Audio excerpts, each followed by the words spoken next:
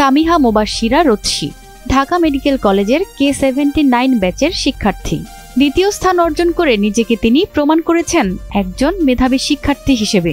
চলুন শুনে আসি তার এই সাফল্যের গল্প। ঢাকা মেডিকেল কলেজ দেশের চিকিৎসা শিক্ষার অন্যতম শ্রেষ্ঠ প্রতিষ্ঠান। এখান থেকেই উঠে এসেছে রোদসীর সাফল্যের গল্প। তিনি খুলনার সরকারি করোনেশন উচ্চ বিদ্যালয় থেকে এসএসসি এবং সরকারি MMCT কলেজ থেকে HSC পাশ করে 2021-22 শিক্ষাবর্ষে ঢাকা মেডিকেল কলেজে ভর্তি হন। ভবিষ্যতে একজন দক্ষ চিকিৎসক হওয়ার স্বপ্ন দেখেন এবং এই পথে এই অর্জন একটি বড় পদক্ষেপ।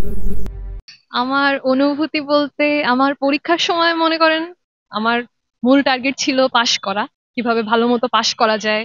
আর পরীক্ষার আগে অবশ্যই আমার মাথায় থাকতো যে কতটা আমার জানা উচিত কম্পিটেন্ট হওয়ার জন্য।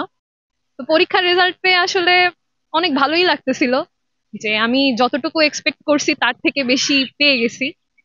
তো অবশ্যই এটা অনেক আনন্দের একটা ব্যাপার।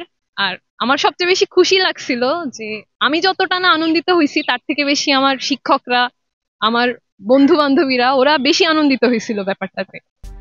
তার এই অর্জনের পেছনে রয়েছে অক্লান্ত পরিশ্রম এবং কৌশলগত পড়াশোনা। শিক্ষক ও পরিবারের সমর্থন ছিল এই সাফল্যের মূল চালিকা শক্তি। এর পিছনে যদি আমি মেইন কৃতিত্ব কাউকে দিতে চাই, অবশ্যই আমার মাকে আগে দিব সবার আগে। তারপর আমার ভাই অলওয়েজ আমাকে অনেক বেশি ইন্সপাইরেশন দেয়। আমার বোন আছে, বোনও অনেক ভালোই, সেও মেডিকেল কলেজেই অধ্যয়নরত, রাজশাহী মেডিকেল কলেজে। তো ও মোটামুটি সব ব্যাপার জানে, বুঝে, আমাকে গাইড করে ওইভাবে। আর তারপরে অবশ্যই আমার মেডিকেল কলেজের শিক্ষকরা, স্পেশালি অ্যানাটমির ক্ষেত্রে তানভীর ফয়সাল স্যারের কথা না বললেই নয়। বায়োকেমিস্ট্রিতে নাফিসা ম্যাম, জাকিয়া ম্যাম, ওনারা অনেক হেল্পফুল ছিল। শুধু পড়াশোনায় এগিয়ে নন রোদসী, বরং জড়িয়ে আছেন নানা ধরনের সহশিক্ষা কার্যক্রমের সাথে। তিনি মনে করেন একজন আদর্শ শিক্ষার্থীকে সকল দিকেই সমতা বজায় রেখে চলতে হয়।